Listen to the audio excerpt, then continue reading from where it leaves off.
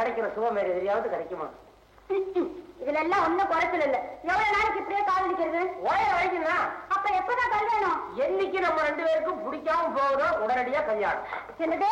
இந்த கல்யாண பத்திரிக்கை தான் படிச்சிருக்கீல்ல, பெரியவர்களா நிச்சயிக்கப்பட்டுன்னு போட்டிருக்கானே தவிர பொண்ணு மாப்பிள்ளையா நிச்சயிக்கப்பட்டுன்னு போட்டிருக்கானா? இல்ல. இதுல இருந்தே தெரியல கல்யாணத்துக்கும் பொண்ணு மாப்பிள்ளைக்கு எந்த விதமான சம்பந்தமும் கிடையாதுன்னு. ஏங்க அம்மி மிதிக்க சொல்றாங்களே, அது எதுக்காக? கல்யாணத்துக்கு அப்புறம் ஒருத்தர் மிதிக்கிறதுக்காக. மிதிக்கவா? புருஷனை மதிக்க இல்லையா? என்னைக்காவது நீ அம்மி மிதிச்சு அருந்ததி பாத்திருக்கியா? நான் எப்படி பார்க்க முடியும்? எனக்கு தான் இன்னும் கல்யாணமே ஆகலையே. கல்யாணம் ஆனவங்களே அருந்ததி பார்த்தது இல்ல. அப்படியா? ஐயர் கூட்டி வந்து இந்த அருந்ததி பாருங்க அப்படிம்பாரு. இவங்க தலையை தூக்குறதுக்கு முன்னால பாத்தாச்சு பாத்தாச்சு அப்படின்னு கூட்டி போயிருவாரு. அப்ப வேற என்னதான் பார்த்தாங்க? தரவிளக்குல ஒரு பல்பை பார்ப்பாங்க, அதோட சரி. அது போ. ஏங்க என்ன பச்ச? கல்யாணத்துல தாலி கட்டுறப்போ 3 முடிச்சு போடுறாங்களே, அது என்ன கணக்கு? 30 போட்டு ஆகுறது ரொம்ப கஷ்டம். 3 சரக்கு எடுத்துடலாம் மாதிரி. அதுக்காகத்தான் இழுத்து இழுத்து தொங்க வேண்டியதான். எத்தனை நாளைக்கு தாலி மாத்திரம் தொங்கும், அதுலயே ஒரு நாளைக்கு நம்ம தொங்க வேண்டாமா? ஐய, அப்ப இவ்வளவு நாளா பெரியவங்க பண்ணிக்கிட்டு இருக்கிறதெல்லாம் பைத்தியக்காரத்தனமா? அவங்க பண்றது பத்தாது, நம்மளும் பண்ணட்டுமே அப்படின்னு சொல்லித்தான் இந்த மாதிரி எல்லாம் பண்ணி வச்சிருக்காங்க.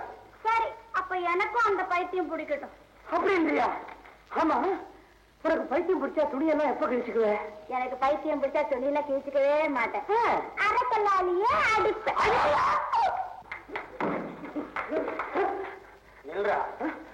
எங்கடா ஓட பாக்குற?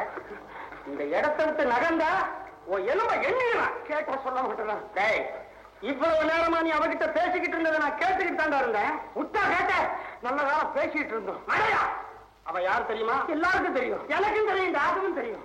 என் மாமா மகடா, அதுவும் தெரியும். அவளை காதல் பண்ணிட்டு கல்யாணம்னு சொன்ன உடனே தப்பு தவறு அப்படின்னு விளக்கம் சொல்லிட்டு ஓடவா பாக்குற நீ? இல்ல, கல்யாணம் பைத்தியம் பிடிச்சா அரக்கல்லால அடிப்பேன்னு பயமுறுத்துறா. நான் முழு கல்லாலே அடிப்பேன். சரியா? ஊரறிய நான் உன் கல்யாணத்தை பண்ணி வைக்கிறேன். இதுக்கு மத்தியில நீ ஏதாவது தப்பு தண்டா பண்ணுனா இந்தாமா கடையில தான் இருப்பேன். சொல்லி அனுப்பு. ஆட்டுக்கு பதிலா இவனையே தோலை உரிச்சு தலைகீழ தொங்க விட்டுறேன். என்ன தலைகீழா அவனா தொங்க விடு, பரவாயில்ல.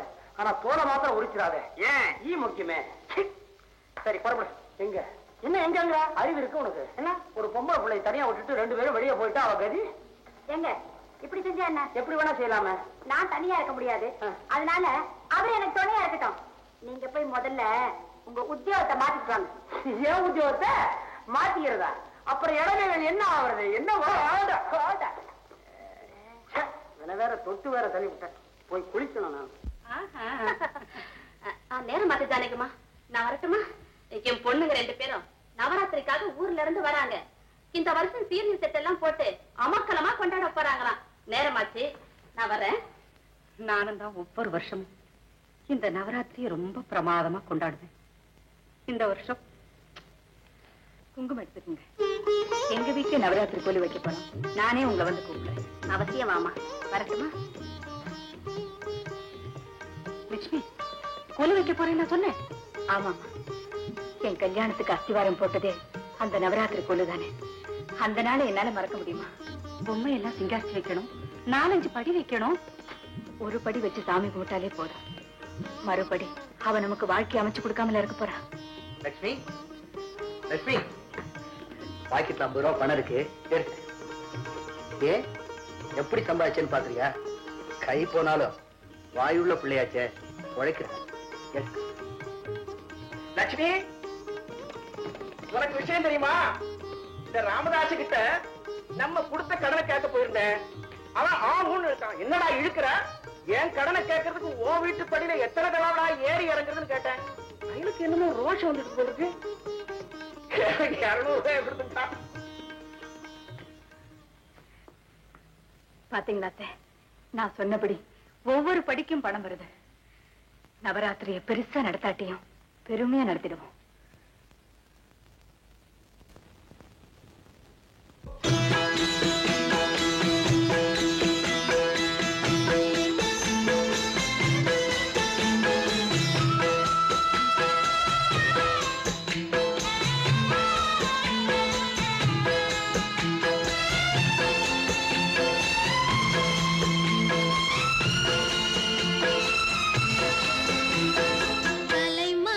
அலைமகள்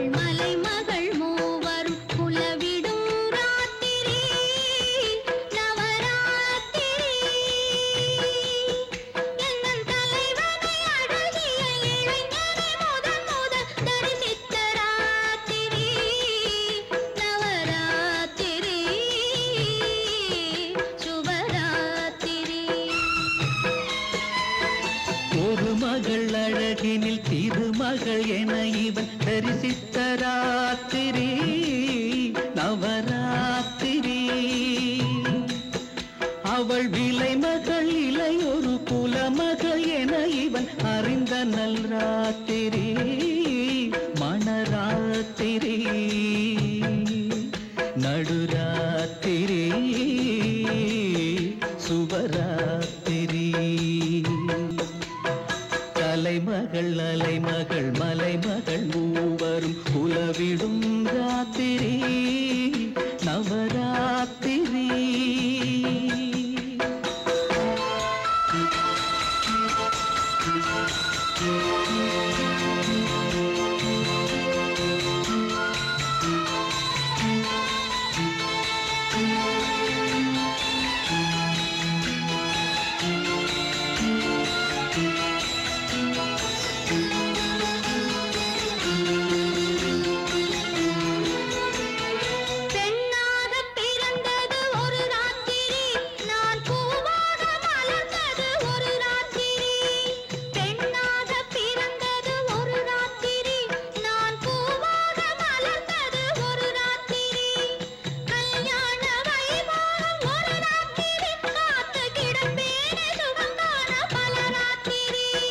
நாள்தோறும் நான் கண்டேன் சிவராத்திரி என்ற நங்கைக்கும் நான் சொந்தம் சிலராத்திரி. நாள்தோறும் நான் கண்டேன் சிவராத்திரி என்ற நங்கைக்கும் நான் சொந்தம் சிலராத்திரி. பாவங்கள் நான் செய்தேன் பகல் ராத்திரி அதன் பலன் கண்டேன் உனை கண்ட முதல் ராத்திரி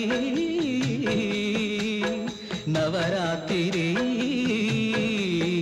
இன்று நவராத்திரி. கலைமகள் அலைமகள் மலைமகள் மூவரும் குலவிடும் ராத்திரி நவராத்திரி.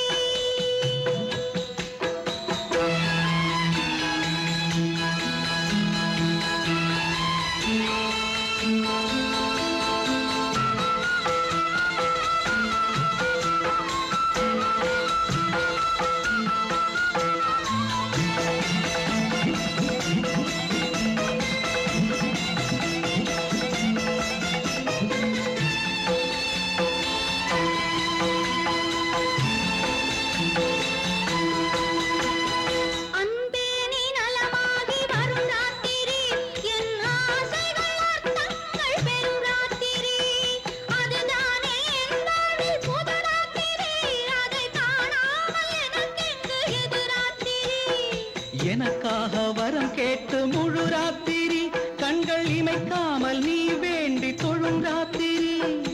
என் தீங்கை நான் எண்ணி அழும் ராத்திரி கண்ணீராராத என் கண்ணில் எழும் ராத்திரி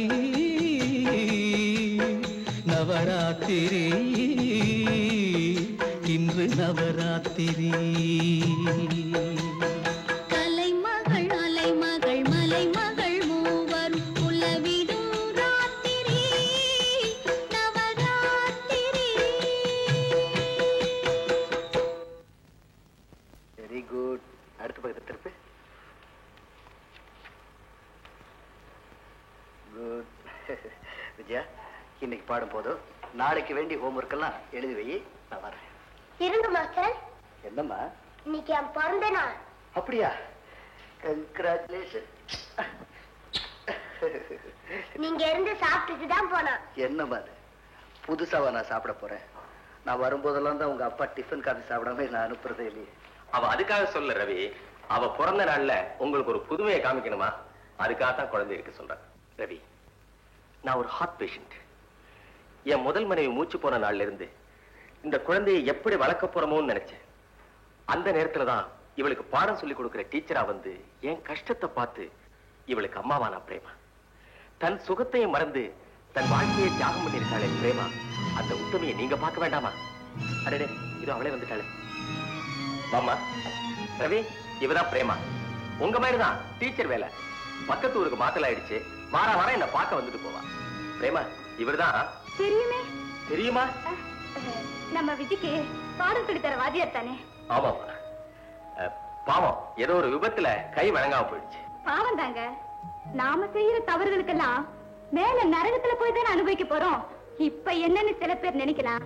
ஆனா நரகம் மேலே இல்லைங்க, கீழே இருக்கு. மாஸ்டர் சாப்பிட்டுட்டு போலாமே. ஓ, உங்களுக்கு தான் கை வழங்காதே. எப்படி சாப்பிடுறதுன்னு யோசிக்கிறீங்களா? நான் என்ன ஊட்டி விடுறேன். என் வீட்டுக்கு தப்பா எடுத்துக்க மாட்டார். இன்னா செய்தாரை ஒருத்தல் அவர் நான நன்னயம் செய்து விடல். எனக்கே நல்ல பாடம் கத்து கொடுத்துட்டீங்க. பாத்தீங்களாப்பா, 2 பேரும் வாத்தியாரு எப்படி பேசிக்கிறாங்க. அவங்க பேச்சுல இலக்கிய மனம் கமிழுதுமா. என்ன இருந்தாலும் 2 பேரும் உயர்ந்த படிப்பு படிச்சவங்க இல்லையா? இல்ல சார், நான் தான் இப்ப அவங்க கிட்ட பாடம் கத்துக்கிறேன். நான் வரேன். 1 மினிட். இந்தாங்க 100 ரூபாய் வச்சுக்கோங்க. போற வழியில கோவிலுக்கு போய் உங்க பேர்ல ஒரு அர்ச்சனை பண்ணிட்டு போங்க. ஆண்டவன் கடனை உடனே தீர்த்திடணும். ஏமா வாத்தியார் வருத்தமா போறது மாதிரி இருக்கு? கோர்ட்டுக்கு கூட லீவ் உண்டு. ஆனா ஆண்டவன் கோர்ட்டுக்கு லீவே இல்லைன்னு அவர் தெரிஞ்சுக்கிட்டாரு.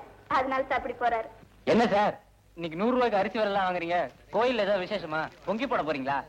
ஆமா, பல பேருடைய மனசை பொங்க விட்டா பொங்கிதான் போடணும். வாங்கம்மா. இந்த தடவை 50 கட்டி சோப்பு கொடுக்கட்டுமா? போடுங்க.